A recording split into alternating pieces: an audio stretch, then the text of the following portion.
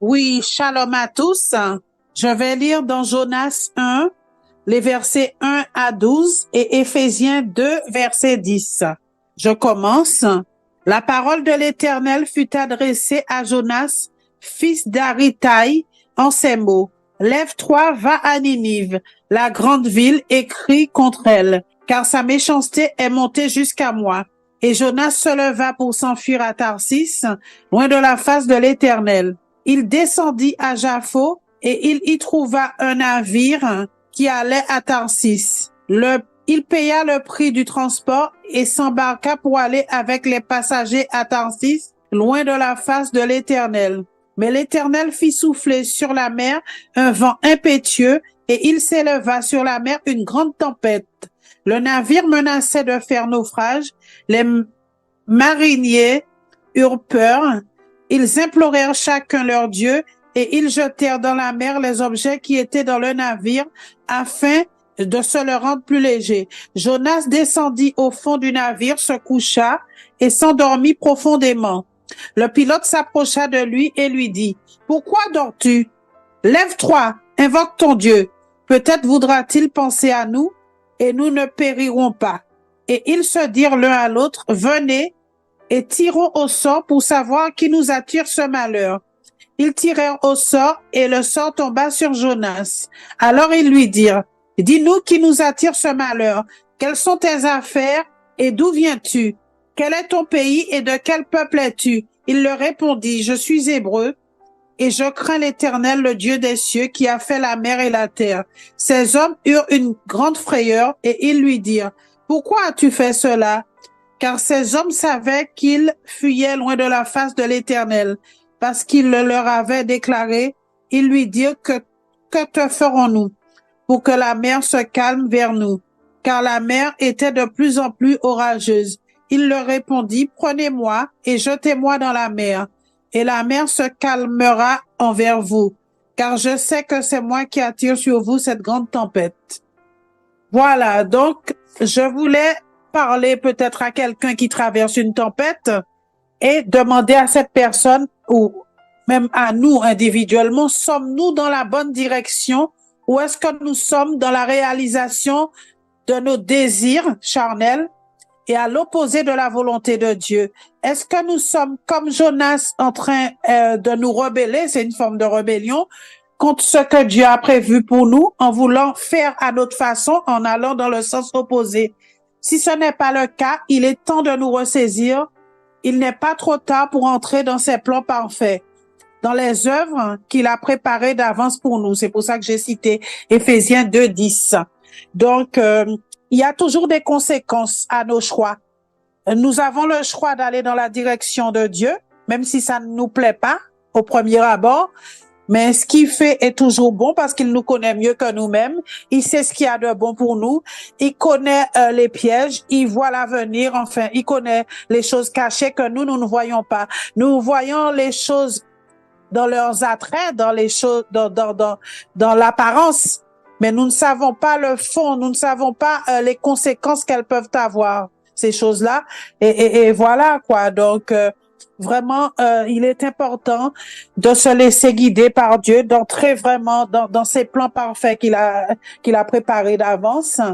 Et voilà, quoi, parce que des fois, on est à des endroits, on vit, ça peut être dans les plans de Dieu qu'on soit dans sa volonté et qu'on vive quelque chose pour nous former, pour éprouver notre foi.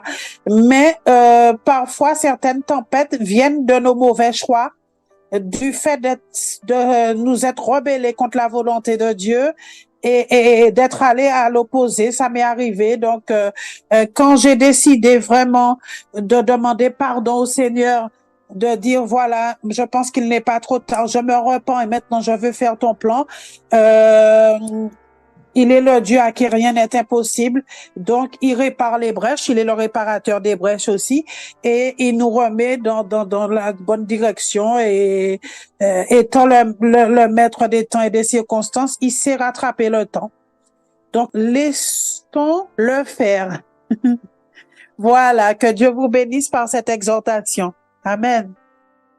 Nous allons prendre Genèse 18, verset 26. Donc, je vais lire. Et l'Éternel dit, si je trouve dans Sodome 50 justes au milieu de la ville, je pardonnerai à toute la ville à cause d'eux. On continue.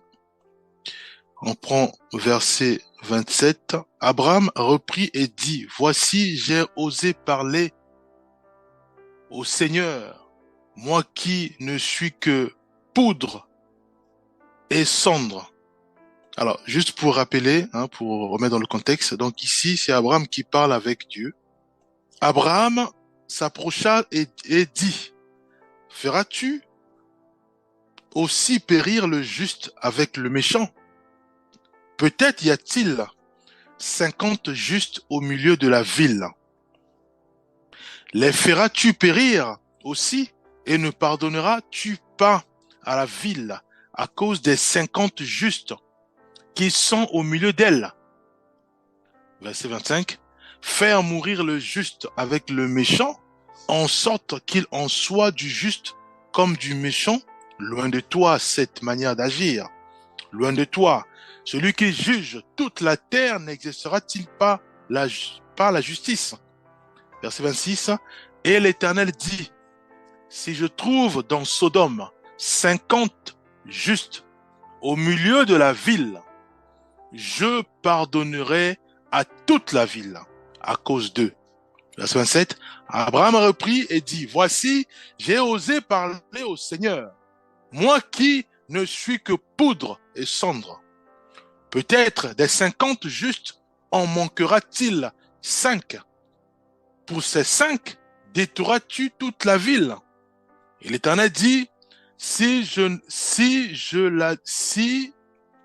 l'Éternel dit, je ne la détruirai point, si j'y trouve 45 justes. Abraham continua de lui parler et dit, peut-être si trouvera-t-il 40 justes. Et l'Éternel dit, je ne ferai rien à cause de ces 40. Verset 30. Abraham dit que le Seigneur ne s'irrite point et je parlerai. Peut-être si trouvera-t-il 30 justes. Et l'Éternel dit, je ne ferai rien si j'y trouve 30 justes. Abraham dit, voici j'ai osé parler au Seigneur. Peut-être si trouvera-t-il 20 justes. Et l'Éternel dit, je ne la détruirai point à cause de ces 20. Abraham dit que le Seigneur ne s'irrite point et je ne parlerai plus que cette fois. Peut-être s'y trouvera-t-il 10 justes. Et l'Éternel dit, je ne la détruirai point à cause de ces 10 justes. L'Éternel s'en alla lorsqu'il eut achevé de parler à Abraham. Et Abraham retourna dans sa demeure. Puisque Abraham plaidait dans la prière la cause de Sodome. Parce que il y avait Lot qui était là-bas. Et donc, Abraham parlait avec le Seigneur. Parce que le Seigneur, quand il parle, c'est sa parole qui s'accomplit. Et sa parole reste éternellement et s'accomplit de génération en génération. Ici, nous voyons que Dieu était sur le point de détruire une ville, toute une ville. À notre échelle, on dirait un pays. On parle de Sodome et on parle de Gomorrhe. Pour moi, à notre échelle, on dirait c'est des nations. Et Abraham va marchander avec le Seigneur dans la prière. Il va supplier le Seigneur. Supplier. Jusqu'à ce que toutes les paroles du Seigneur sont restées jusqu'à aujourd'hui. Donc aujourd'hui, on sait maintenant que dans une nation, si nous avons 10 justes, le Seigneur ne détruira pas cette nation. Sauf si il épargne d'abord les 10 et après il détruit. Voilà. C'est lui qui est souverain, il fait selon son bon plaisir. Nous sommes ses créatures. Voyez-vous? Donc, nous voyons que il est important de réaliser que le diable Satan connaît ça aussi. Il connaît, il sait qu'Abraham parlait avec le Seigneur. Il sait que le Seigneur a libéré une parole. Voyez-vous? Et qu'est-ce qu'il fait? Comme lui il travaille pour travailler pleinement dans une nation, pour travailler pleinement dans une ville, il veut à tout prix qu'il y ait ce qu'on appelle le mal. Qu'il y ait le mal. Quand il y a le mal, à ce moment-là, lui descend pour mieux travailler. Qui? Le diable, Satan. Lui, il travaille, c'est quand il y a quand il pollue l'environnement, quand il pollue la ville, du mal, hein, quand il pollue une nation. Et vous remarquerez, quand une ville, quartier, nation, les habitants de ce quartier, les habitants de cette ville ou de cette nation commencent à manifester la haine. Et vous allez commencer à voir que les troubles aussi vont commencer aussi à s'accentuer. Vous allez commencer à voir que les gens vont commencer à être égoïstes, voilà, il y aura des meurtres et ça va s'accentuer. C'est des épidémies, des pestes, voilà. Pourquoi? Parce que le diable, Satan, s'imbibe du mal. Il aime le mal. Il aime quand les gens sont en colère. Il aime quand il y a des troubles au sein des familles pour qu'ils puissent mieux glisser et décimer. Voyez-vous, c'est ce qu'il fait. Or, le Seigneur, c'est le contraire. Lui, pour travailler pleinement, pour créer des délivrances, pour créer des miracles, pour créer des délivrances instantanées, il veut l'atmosphère de la joie, l'atmosphère de la prière, l'atmosphère du bien. Et à ce moment-là, soit dans la prière, soit dans les louanges, de façon naturelle, les gens commencent à parler parce qu'ils étaient sourds, les gens commencent à voir parce qu'ils étaient aveugles, les gens commencent à se sentir bien parce qu'ils étaient malades. Pourquoi? Parce que il y a cet environnement-là de la joie, de l'amour, de la prière qui inonde ce lieu, qui inonde tout un quartier, qui inonde toute une nation, bien aimé. Voyez-vous, maintenant, si au lieu de rechercher réellement la justice du Seigneur, qui n'est autre que la parole de Dieu, de sorte que à glorifier le Seigneur, à vivre selon la parole de Dieu, donc en manifestant le bien, au lieu de faire ça, nous régressons, nous cultivons le mal. On me bouscule, je bouscule. On m'envoie, je commence à bouder dans mon cœur. Mais pourquoi il m'envoie? Il peut pas aller tout seul. Donc ça, c'est le mal. Le mal a beaucoup de formes. Mon fils, est-ce que tu peux m'aider à soulever quelque chose? Ah, maintenant, je suis pas ton fils. Tu lèves ça tout seul. Voyez-vous? Donc, le mal a beaucoup de formes. Les gens commencent à être égoïstes, voilà, avares, voilà, turbulents. À ce moment-là, rassurons-nous, il n'y aura pas de miracles instantanés. Pourquoi? Parce que il y a ce qu'on appelle l'iniquité qui est là. Cette atmosphère luciférien du mal, du péché. Mais ça attire quoi? Mais ça attire la présence même du diable Satan. Dans tout un quartier, toute une nation. Mais qu'est-ce qu'il fait? Mais lui, on connaît tous le programme du diable Satan. Il vient que pour détruire et égorger. C'est ce qu'il fait. C'est ce que lui connaît faire. Détruire un quartier, détruire une ville, détruire une nation. Mais à une seule condition, que d'abord les habitants manifestent littéralement ces composants. Voyez-vous?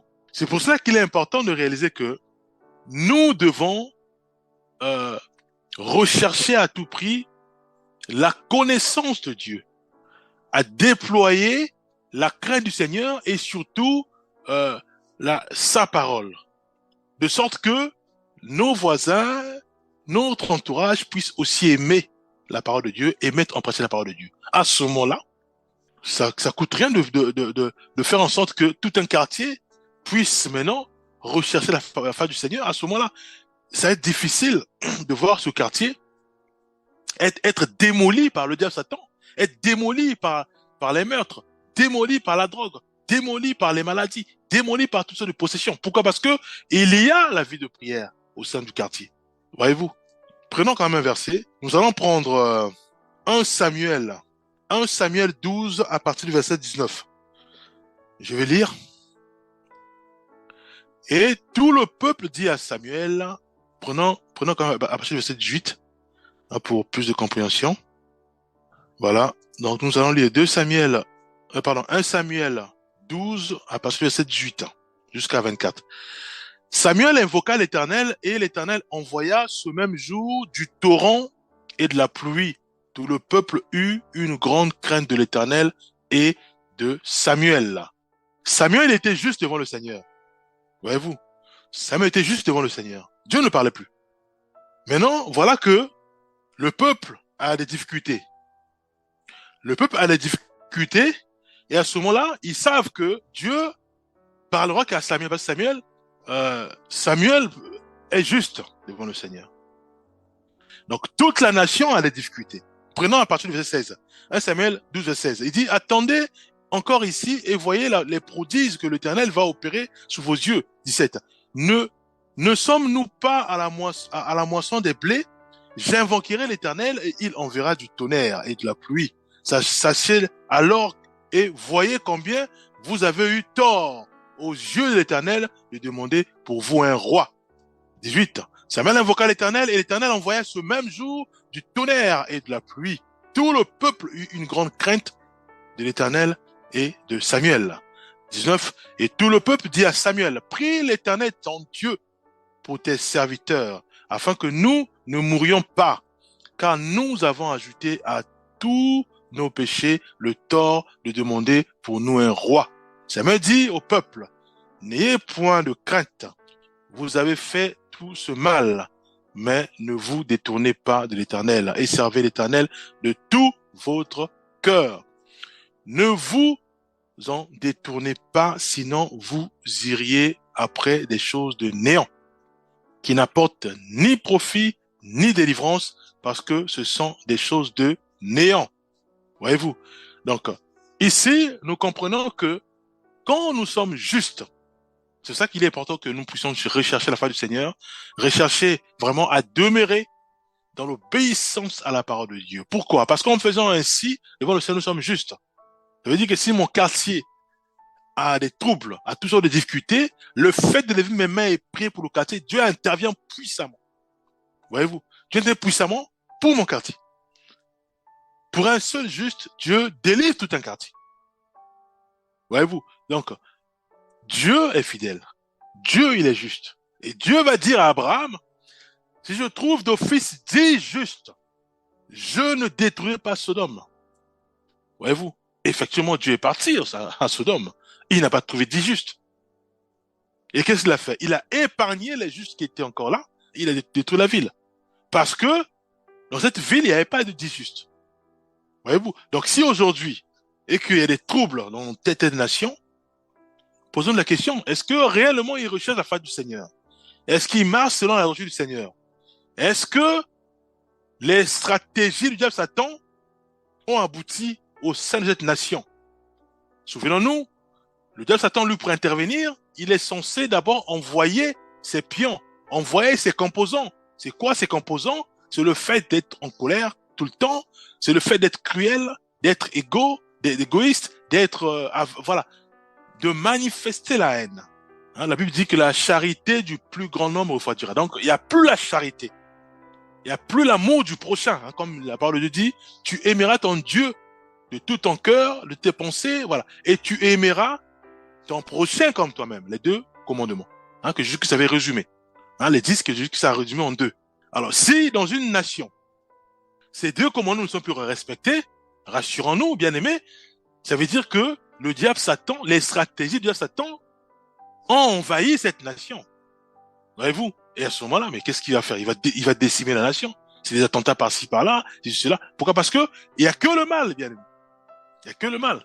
Alors maintenant, comment faire en sorte que la nation qui manifeste la haine, où il y a tout le temps des terroristes, comment faire pour faire en sorte que cette nation, maintenant, puisse manifester la joie, l'amour, la paix? C'est la parole de Dieu, simplement.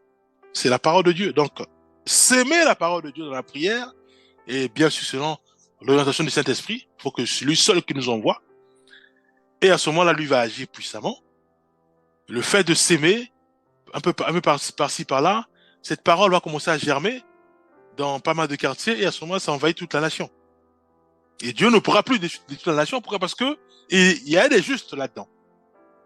Il va se souvenir d'Abraham, de la prière d'Abraham. Tu vois, nous. Donc, mes bien-aimés, nous devons réaliser que il y a des malheurs qui s'abattent dans toute une nation. C'est pas que Dieu, c'est lui qui agit, non. Parfois, ce sont les habitants qui ont tourné le dos au Seigneur, qui veulent pas la justice de Dieu, qui veulent pas mettre en pratique la parole de Dieu. Et en détournant du Seigneur à ce moment-là, ça veut dire qu'il se tourne vers le diable Satan. Voyez-vous? Et qu'est-ce qu'il est dit? Il est dit, rapproche-toi de Dieu et Dieu se rapprochera de toi. Il a aussi dit que et l'un te le dit à Satan, le diable aussi va se donner de toi. Mais si tu tournes, tu donnes le dos au Seigneur pour t'approcher du diable Satan, mais il va s'approcher vers toi. Et sachant que lui, quand il vient vers toi, il a qu'un seul but, de te détruire. C'est ce qu'il fait. Parce que c'est lui le menteur. Il tient jamais dans la vérité. Voyez-vous? Donc nous devons réaliser que, et ces nations-là, qui sont remplies de toutes sortes de fléaux, parce que ils veulent pas écouter la parole de Dieu. Ils veulent servir le diable Satan. Voilà nous. Donc, et ceci posé, maintenant, comment faire? Si c'est Dieu qui nous envoie dans cette nation-là, comment faire? Nous savons que Dieu, pour travailler, il a besoin de l'amour. Il a besoin de cette atmosphère de la prière. Donc, la prière, maintenant, on demande, Seigneur, de nous orienter par où planter cette atmosphère de prière. Dans quelle maison? Dans quel quartier? Voyez-vous, de sorte à ce que cette atmosphère de prière puisse germer un peu par-ci, par-là, de manière à saisir toute la nation. Voilà, donc nous devons rechercher la face du Seigneur, parce qu'à cause de nous, toute notre famille peut être guérie. S'il y a des maladies, ça veut dire qu'il y a un souci. Si nous prions le Seigneur et que nous sommes justes, Dieu peut opérer des miracles de sorte à voir toutes nos familles être guéries. Parce que il y a eu un juste qui a prié pour sa famille. Pareil aussi dans mon foyer. J'ai un souci parce que soit je suis malade ou mon mari est malade, je dois prier. Je dois d'abord rechercher la face du Seigneur. Marcher dans l'intégrité. Prier pour mon mari et Dieu va opérer les miracles. Voilà nous. Et nous devons d'abord marcher selon la parole de Dieu. Et à ce moment-là, on crie vers le Seigneur d'intervenir sur telle difficulté et Dieu va agir puissamment. Voilà ce que je tiens à partager. Nous allons prier. Père, nous te rendons grâce. Merci, Père, parce que c'est toi qui ne cesse de nous fortifier. Merci aussi pour cette exhortation. Fais-nous grâce, Père, de garder ça dans notre cœur. Oh, que ton Esprit Saint nous aide, Père. Nous aide vraiment à mettre tout cela en pratique. Vraiment à marcher selon toi, selon ta parole. Au nom puissant de Jésus-Christ, nous avons ainsi prié. Amen.